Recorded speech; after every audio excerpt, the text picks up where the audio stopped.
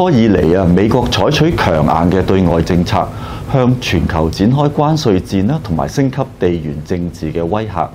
試圖通過經濟同埋軍事嘅壓力咧去重塑國際秩序。但係呢個策略咧卻係適得其反嘅，唔單止加劇咗全球對美國嘅不信任啦，亦都推動咗去美國化嘅浪潮。咁與此同時咧，美國經濟放緩嘅跡象亦都係日益顯著㗎。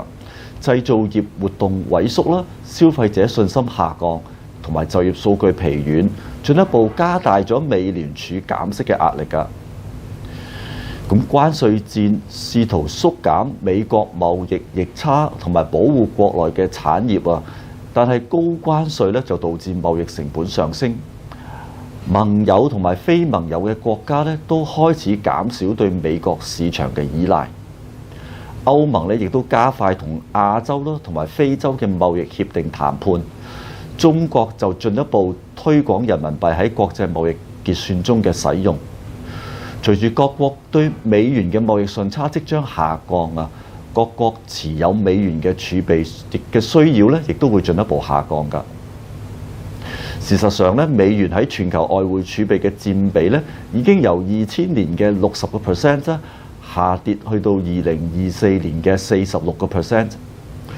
特朗普嘅第一個任期，加上俄烏衝突咧，係觸發金磚國家去美元嘅導火線。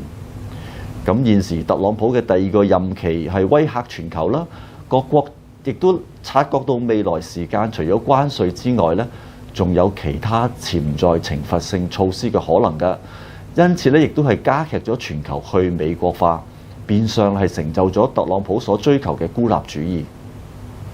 利率期貨顯示咧，今年之內美國減息嘅幅度咧可能會達到3%嚟㗎。假如聯儲局大幅減息嘅話咧，咁將會進一步壓抑美匯嘅吸引力。全球去美國化嘅趨勢啊，唔單止係經濟層面嘅調整啊，更加係一種對美國新政府嘅不信任票。預期美匯指數咧有可能加快喺第三季尾之前咧就會跌到去97或者更低嘅水平㗎啦。而美元對 CNH 咧大致上亦都會維持穩定㗎。短期之內啊，假如美股或者美債嘅波動性係加劇嘅話咧，更加係有可能會迫使白宮或者聯儲局咧係作出護盤嘅救市舉動。而預期咧，中國會因應自身嘅經濟需要咧，而加快推出刺激性嘅貨幣同埋財政措施，對中港市場咧係會有支持作用㗎。